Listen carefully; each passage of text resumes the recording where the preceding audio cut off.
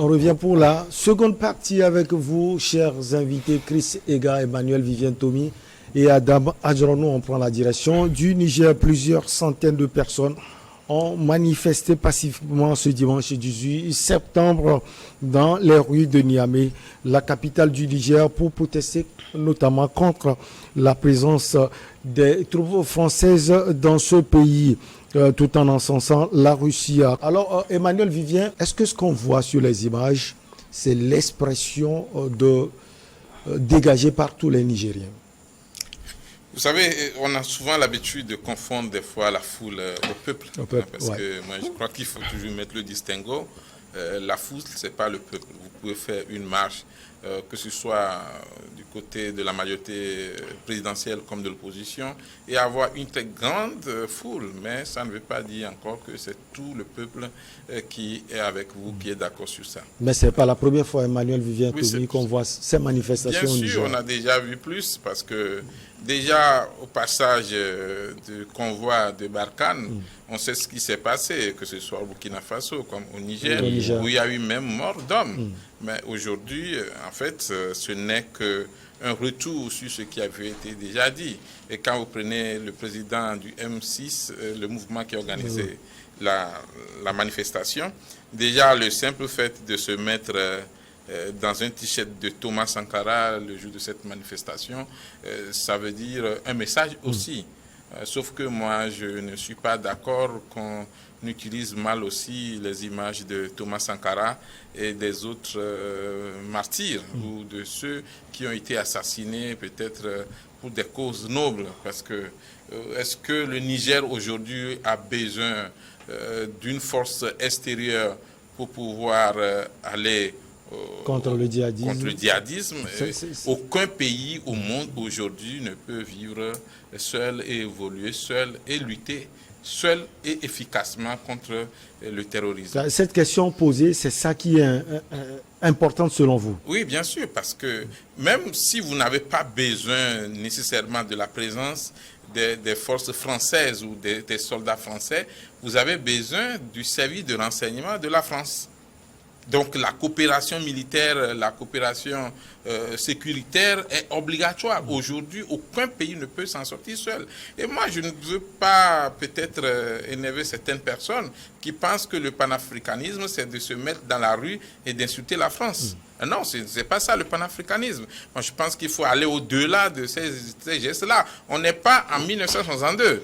On n'est pas dans les années de Aimé Césaire ou de Léopold Sédar Senghor ou de la négritude ou de la tigritude, ainsi de suite. On est en 2022 où les enjeux sont quand même d'un autre niveau.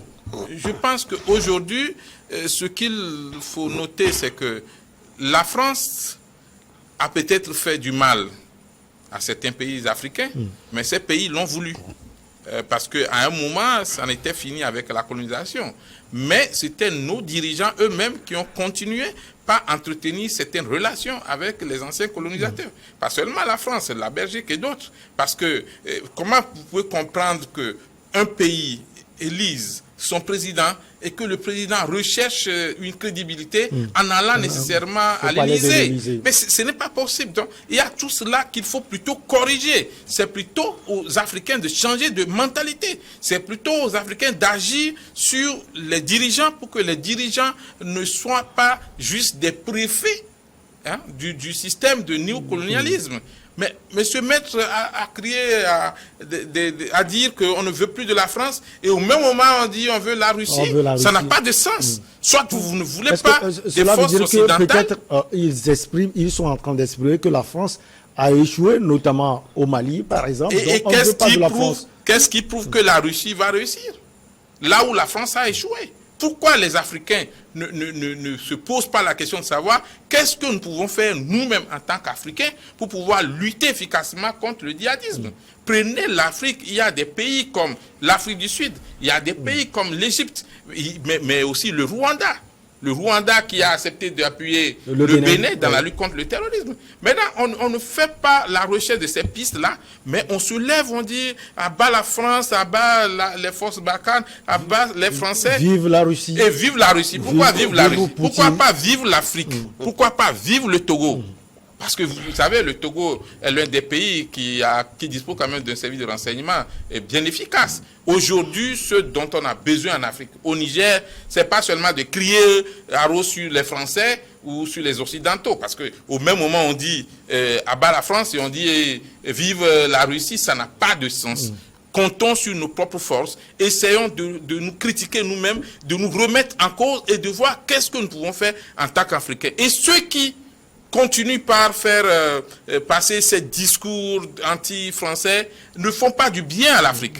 Moi, je pense qu'il vaut mieux plutôt encourager la créativité, la coopération africaine. Il faut encourager les Africains eux-mêmes à s'entraider et à lutter. Oui, les relations sud-sud. Donc c'est ça. Maintenant, quand on dit la France n'a qu'à dégager et que la Russie rentre, mais je vous rappelle que c'est la Russie qui fait la guerre avec l'Ukraine. Et quelles que soient les explications qu'on va me donner, rien n'excuse les États qui étaient dans l'Union soviétique, certains veulent quitter la Russie, cela veut dire quelque chose. Oui, mais écoutez, justement, aujourd'hui, la Russie, qui n'a pas aussi de la facilité avec l'Ukraine, le petit pays Ukraine, comme certains Russes l'avaient dit, le petit pays Ukraine. Mais on sait aussi que derrière cette guerre, derrière cette guerre, il y a beaucoup d'enjeux, puisque déjà beaucoup de pays qui se cachent derrière le petit pays Ukraine pour combattre la grande Russie. Mais nous, en Afrique, qu'est-ce qu'on a à foutre de ces histoires-là? Pourquoi on dit viens chez nous, Russe, et puis doit quitter la France? Ça veut dire quoi? Ça n'a pas de sens. Moi, je pense qu'aujourd'hui, c'est vrai qu'on n'est plus obligé d'être sous la domination militaire française, mais en même temps, on a besoin d'une coopération, pas seulement avec la France, mais avec d'autres pays. Et si nous disons à bas la France, on n'a pas le droit de dire vive la Russie, puisque c'est toujours les forces occidentales, et les forces occidentales, ça s'entend. Les présidents l'ont répété, les présidents français l'ont répété à plusieurs reprises. La France recherche d'abord quoi? Ses intérêts. Et partout dans le monde, c'est ça. Les pays vont chercher toujours leurs intérêts. Donc, au Niger, on doit plutôt revoir la copie. Et bon, je crois qu'on a assez dansé, on a assez gongonné dans la rue avec les marches. Maintenant, il faut passer aux choses sérieuses. Qu'est-ce que le mouvement propose pour la lutte contre le djihadisme? Alors, visiblement, ce que le mouvement propose, c'est la présence des troupes russes. Est-ce que cela veut dire, peut-être Adam Azornou, que pour les Nigériens, la Russie est en train de réussir au Mali, là où la France a échoué? Au Mali, au Niger. Au Niger, j'allais dire. Vous savez, d'abord... Au Mali. Oui, au Mali, comme dans tous les autres pays. Non, la Russie n'est pas encore au Niger. La Russie n'est pas encore au Niger. Tout à fait. Mais vous savez, la sortie de ce mouvement-là, d'abord, à mon humble avis, elle a bienvenue dans un environnement où les libertés d'expression étaient supprimées il y a quelques mois. Et je pense qu'à un moment donné, il est bon quand même de laisser la population, parce que lorsqu'elle est une fois opprimée, étouffée, et lorsque ça s'explose, surtout dans un pays où le président nouvellement élu avait eu des difficultés, où Maya partir avec, en tout cas, une partie de la population. Et vous savez, lorsque ceux qui sont dans les rues aujourd'hui, vous allez, par exemple, au nord du Niger, ils n'exprimeront pas la même chose. Puisque depuis la venue des forces françaises, je ne crois pas. Je n'ai plus fait une émission sur le Mali, le Niger en tant que tel. Il n'y en a pas eu. Il n'y a pas eu d'attaque terroriste. Et il y a eu d'ailleurs même des programmes qui ont commencé par déployer pour les aider, parce qu'on sait que les terreaux fertiles du terrorisme ne sont pas tout simplement, c'est d'abord la précarité, etc. Donc il y a des programmes qui sont en train d'être déployés en les aidant et en faisant en sorte que les gens sont pratiquement retournés dans le lieu où ils avaient eu à se déplacer par le passé. Mais d'abord, sur un certain nombre d'aspects, je ne serais pas d'accord avec Emmanuel Vivi lorsqu'il parlait du fait qu'un certain nombre de pays, après l'indépendance, ont voulu que les puissances occidentales puissent être là. Ce n'est pas évident, c'est de ne pas analyser. Des dirigeants. Oui, je parle des dirigeants. Je dis la même chose. Non, les dirigeants qui se crédibilisent en allant à l'Élysée, par exemple. Non, mais ça se passe encore. Ça, c'est un cas isolé. Mais lorsque vous analysez, je vous dis, lorsque vous analysez la chose dans toute sa plénitude, vous constaterez que, en tout cas, à moins qu'ils ne fassent pas l'analyse de néocolonialisme qu'on a connu par le passé. Le colon est parti, mais personne ne peut dire aujourd'hui que, ou par le passé, si même aujourd'hui c'est un peu exprimé, personne ne pourrait dire que le colon était parti. Et il vous en souvient que Thomas Sankara, lors d'une réunion de l'Union africaine, l'avait dit, si aujourd'hui il touchait les intérêts de la France, ou pratiquement d'une puissance occidentale, c'est pas évident qu'il soit présent lors du procès Chomé. Ça voudrait dire que les chefs de l'État, ceux dont tu parles, étaient d'abord conscients qu'ils n'étaient pas totalement libérés de cette puissance. Ils étaient obligés. Sinon, parce derrière... que d'abord nous avions eu le mouvement d'un mercenariat et qui était là, et que toi-même tu savais pertinemment qu'à un moment donné, ils peuvent agir contre toi. De toute évidence, ils n'avaient pas de choix. Donc aujourd'hui, l'expression retrouvée de nos populations pour s'exprimer sur un certain nombre de choses, est d'abord une bonne chose. Mais cela ne dessine pas, en tout cas, la volonté de toute une population, comme certains veulent l'exprimer au niveau du Niger. Je vous dis, le Niger aujourd'hui, c'est dubitatif, puisque depuis un moment, le Niger tend à se désolidariser des pays aujourd'hui oscille au terrorisme. Parce que depuis un moment, on ne fait plus d'émissions sur le Niger. Tout à fait. On n'en a fait plus. Il n'avait plus. Heureusement qu'ils sont sortis, on a trouvé un élément pour en faire, sinon pratiquement il n'y en avait pas. Donc c'est dit quelque part que c'est vrai, c'est une expression exprimée par une partie de la population qui l'exprimait depuis très longtemps, en témoignant le fait qu'il le disait tantôt en parlant du fait que lorsque le convoi passait pour le Niger, il y avait des gens qui avaient exprimé également le même sentiment. Même je pense que lorsque vous prenez la totalité de la population, beaucoup seront plus, puisque l'expression du moment où les Français venaient était beaucoup plus évolutive. Mais aujourd'hui, c'est pas la même chose parce qu'il y a des bénéfices tirés de cette présence-là. Moi, je ne suis pas... David, il appartient au Niger de pouvoir donc juger de l'opportunité que les Français restent ou pas.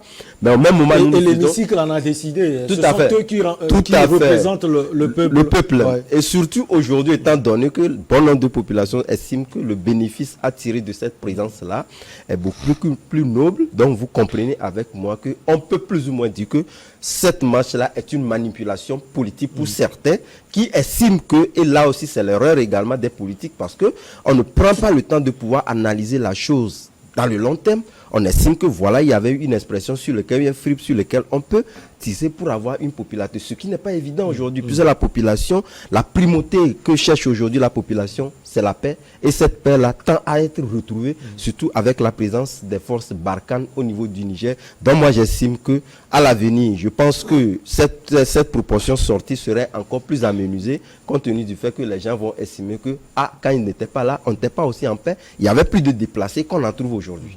Alors, Chris Ega, les manifestations, on avait dit cela, ce n'est pas la première fois qu'on les voit contre la présence des troupes françaises dans ce pays. Mais l'hémicycle en a décidé récemment et les députés ont dit que la France continue son travail, surtout militaire, dans le pays. Et comme Mme Adjaranou l'a dit tout à l'heure, ça fait quelque temps, moi je n'ai plus de sujet sur le Mali concernant le terrorisme. Il a touché le Niger. Alors, il a touché un point capital, j'allais poser justement cette question. Les gens parlent de manipulation. Est-ce que vous pensez cela aussi? C'est vrai, la réalité est là, mais est-ce qu'il peut y avoir manipulation? Oui, je crois que je vais répondre à cette question, mais je voudrais d'abord me mêler à ce débat-là qu'a suscité l'intervention de Vivien Tomi. Et c'est vrai que il a tendance à dire que ça n'a pas marché, tout, et ça n'a pas marché parce que quand les Africains ont pris eux-mêmes le pouvoir à partir des années de l'indépendance. Et on pouvait le dire, mais je crois qu'il faut nuancer un peu les choses à ce niveau-là, parce que depuis les années 60, la gouvernance a connu à peu près 4 temps, sinon peut-être 3 ou 4 temps. D'abord, dans un premier temps, vous allez remarquer que ce sont les nationalistes qui avaient pris le pouvoir. C'est des gens qui étaient désireux quand même d'instaurer un pouvoir au service du peuple. Ça, nous pouvons citer des exemples dans ce sens, et je crois que lui-même pour témoigner que des gens au début il y avait des présidents sérieux qui voulaient faire l'affaire, mais qu'on n'a pas laissé faire, justement parce que très rapidement, on les a balayés parce qu'ils ne servent pas les intérêts de l'ex-colon, donc ils ne pouvaient pas rester. Et je crois que ça a été le premier temps. Et très rapidement, ils ont été remplacés par les militaires, dont l'essentiel, qui avaient plutôt servi aux côtés de la France. Les exemples sont légion. Les exemples sont légion. Et ça a été le deuxième temps qui a conduit jusque le discours de la Botte de Mitterrand, où il y a cette liesse populaire qu'on a conduite dans les rues pour que la démocratie ait pignon sur rue dans les pays africains. Et ça aussi, nous avons fait cette expérience-là pour tomber finalement dans une période où nous connaissons aujourd'hui, où c'est devenu une démocratie de façade dans presque tous les pays, sauf quelques rares pays, bananière aujourd'hui. Et aujourd'hui, ce qu'il y a de dire, c'est que c'est la rue, c'est cette effervescence de la rue. Les gens se sont rappelés justement qu'il faut aller au Brest pour chercher le bien-être du peuple, parce que nous avons compris tous aujourd'hui que les pays occidentaux, chez nous, ne cherchent que leur intérêt. Ils ne travaillent pas pour faire les intérêts des pays africains. Je crois que ce contraire de la Russie aujourd'hui. Voilà, ce qui se fait aujourd'hui, c'est que c'est les panafricanistes qui sont pour la plupart des jeunes qui ont conscience de ce qui se joue, du rôle, de l'impossibilité de nos dirigeants à pouvoir s'assumer en tant que président, à assumer leurs responsabilités de président en face aussi des pays occidentaux qui se sont dit pays qui viennent nous apporter des aides. Et je crois que, alors là, je viens pour répondre à la question pour dire que qu'il y a manifestation aujourd'hui au Niger et qu'on parle de manipulation, mais je dis non, manipulation profite quoi? Je crois que toutes les forces doivent s'exprimer, toutes les tendances doivent s'exprimer, ne serait-ce que pour mettre la France sous pression afin qu'elle puisse mieux faire en termes de sécurisation des populations. Vous avez l'impression que depuis quelque temps, est-ce que la France, quand on prend le cas du Niger, on l'a dit tout à l'heure, il n'y a plus d'attaques terroristes? Mais c'est ce qu'on demandait au Mali, n'est-ce pas? Si cela se passe bien aujourd'hui avec Barkhane, hier ce n'était pas le cas, alors que la France était présente au nord de tous ces pays-là, au nord du Mali, au nord du Niger, et pourtant les attaques étaient toujours légion. Et que la France se retire au Niger et que subitement on ne parle plus au Niger se retire de Mali, du Mali pour venir au Niger, et que du coup on parle d'une stabilisation apparente. Parce que jusqu'ici, on ne sait pas de quoi l'avenir est fait, mais on constate en tout cas qu'il n'y a plus d'attaque djihadiste. Mais qu'est-ce qu'on demandait donc au Mali? Que les attaques cessent. C'est bien cela que les Maliens aussi demandaient. Si ça a été le cas, si ce qui se passe aujourd'hui au Nord-Niger se passait hier au Mali, mais les Maliens n'avaient pas de raison de vouloir bouter dehors la force Barkhane. C'est ce qui se passe aujourd'hui avec Barkhane au Niger, c'est ce que les Maliens demandaient. Donc la France est capable quand même de sécuriser la population du Nord. Ce qu'elle n'arrivait pas. Justement, la France de sécuriser nos pays. Non, j'ai dit, c'est la France pour le moment. Non, je suis d'accord.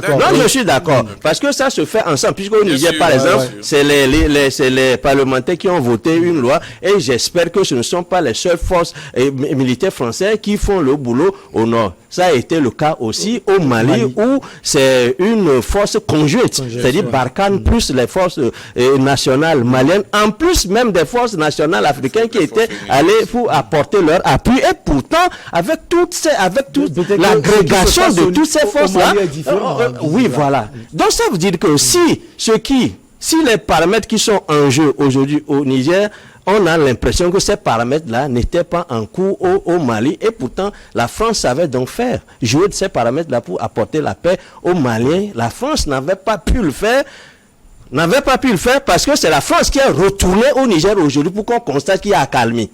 Cela voudra dire la France ne pouvait compter rien que sur ses forces pour apporter de l'accalmie au Mali. Donc, au même moment, en tout état de cause, cette force qui est venue remplacer la France, on en parle également, mais on voit des attaques terroristes au Mali. Bien entendu, parce que ça peut se passer comme ça pendant un temps.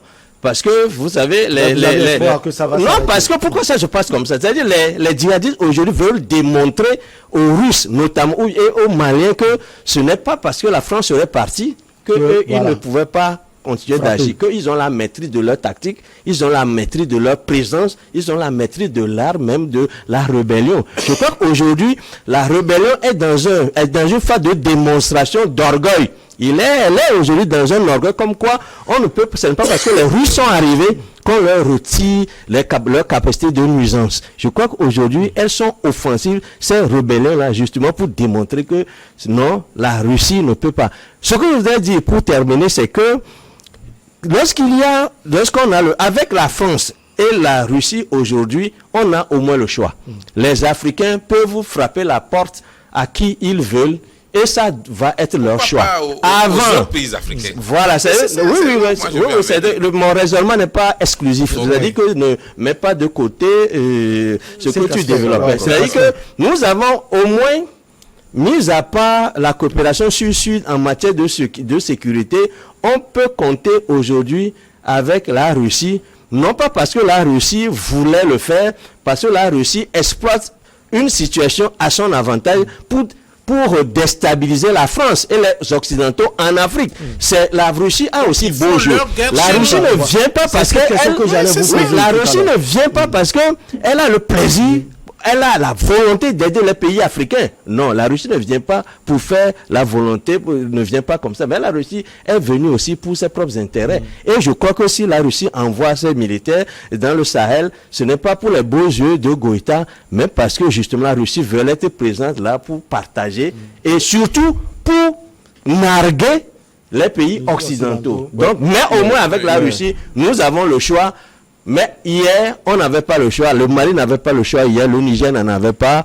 Le Burkina n'en avait pas. C'est la France, c'est la France. Alors, aujourd'hui, Adam, avant de vous retrouver, Emmanuel Vivien Tomi, je me souviens de ces deux manifestations au Tchad. D'abord, une manifestation contre la présence de la France, des troupes françaises au Tchad. Et puis, la semaine qui a suivi, c'est une manifestation pour cette présence. Alors, Chris Ega l'a dit, vous l'aviez souligné, la guerre entre les Occidentaux et la Russie, on la voit finalement en Afrique et à travers les images que nous sommes en train de voir. Oui, mais c'est cela que justement les Africains doivent éviter.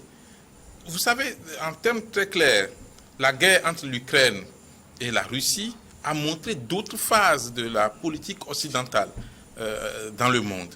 Alors aujourd'hui, ce que la France ne peut pas faire directement dans la guerre entre l'Ukraine et la Russie, elle voudrait bien faire ça en Afrique. Ce que la Russie ne peut pas faire directement, parce que la Russie sait très bien tout le soutien que la France, les États-Unis et les autres apportent à l'Ukraine contre elle. Mais les pays européens et même les États-Unis aussi de l'autre côté n'ont pas ce courage-là d'affronter directement la Russie dans cette guerre qui se passe entre la Russie et l'Ukraine. Tout le monde se cache derrière, nous t'aidons avec les armes, des fois même des armes de l'ancien temps. Et moi, ça m'a fait rire d'entendre que les États-Unis d'Amérique disent aux Européens, donnez-leur, fournissez-leur vos anciennes armes, et puis nous allons vous donner du neuf. J'ai entendu ce discours-là. Oui, oui. C'est vraiment déplorable. Parce qu'on dit, bon, c'est pas sûr qu'ils maîtrisent les nouvelles armes. Alors, donnez-leur les anciennes et puis on va vous fournir d'autres. Parce que aussi, si les États-Unis d'Amérique ne savent pas fournir certaines armes, la Russie risque de riposter. Alors, aujourd'hui, la Russie veut se rattraper aussi en Afrique. En disant nous avons laissé le terrain trop vierge, aujourd'hui que la France est désavouée un peu par l'opinion publique ou du moins une partie de la jeunesse africaine, on en profite pour s'installer. Mais aucun pays... Alors pour vous, c'est le temps des Africains, le temps où les pays africains doivent se prendre en charge. Voilà. Il faut oublier les Occidentaux. Parlons d'une façon, si c'est possible, parlons d'égal à égal. Faisons la coopération. Alors, qu'est-ce que tu nous offres? Alors, sur ces questions de sécurité, Emmanuel Vivien Tomi, vous pensez est-ce que les Africains ont les moyens? Voilà. Les Africains ont les moyens, puisque nous avons une grande richesse dans notre sous-sol. C'est de chez nous. Prenez le cas du Niger. Vous voyez tout ce qu'on extrait du sous-sol nigérien. Mais pourquoi on doit être riche sous nos sols et être pauvre dans nos poches? Ça n'a pas de sens. Je pense qu'aujourd'hui, il est très important qu'on ne confonde pas les choses. Soit nous voulons le départ des Occidentaux, nous disons, écoutez, messieurs, nos amis, à le foutre la paix, on va se prendre en charge. Si vous pouvez nous aider avec les armes, voilà. Si vous pouvez nous aider avec la technologie ou l'expérience ou la formation, d'accord. Mais se mettre à dire encore, nous ne voulons plus de la France, nous voulons les États-Unis, nous voulons la Russie. Après, on va dire, nous voulons la Belgique et l'Italie aussi, ou l'Allemagne. Ça n'a pas de sens. Ouais. Aujourd'hui, la coopération militaire doit se faire entre les pays du Sud. Et comme maintenant, le Bénin le fait avec le Rwanda. Mais ce discours-là qui consiste à des jeunes Africains à se mettre dans la rue pour dire la France n'a qu'à dégager pour que la Russie s'installe, moi je suis contre. Je dis ça n'a pas de sens. Ça n'a pas de sens. Ça n'a pas de sens. Il faut revoir la copie. La France n'a qu'à partir. La Russie aussi ne s'installe pas. Prenons-nous en charge. Vous allez voir, il y a des pays qui n'ont ni la France ni la Russie, mais qui ne souffrent pas autant que les autres de la question du djihadisme. Donc, vous savez, moi, je ne veux pas rester, disons, dans un débat d'hypocrisie.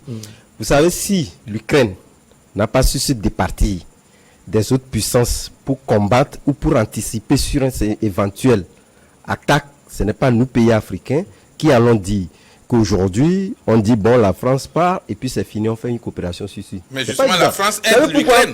Vous savez pourquoi? Pourquoi vous voulez que bien la France évidemment, les coopérations bilatérales entre les pays ne vont jamais cesser. Et au vu des exigences de ta population, tu choisis le partenaire qui puisse donc t'apporter l'aide suffisante pour affronter les menaces en face.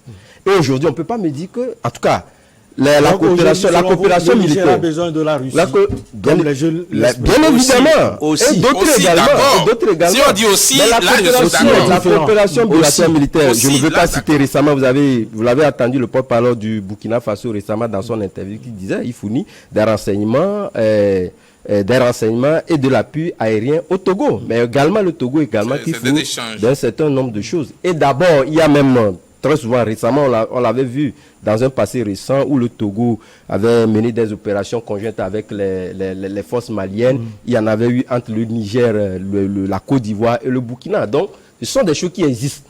Mais ici, il s'agit de s'assumer en tant que pays africain, de savoir quelles relations on fait avec l'autre. On ne peut jamais dire, quoi qu'il en soit, utiliser nos ressources comme lobby ne date pas d'aujourd'hui. Les pays africains en font toujours.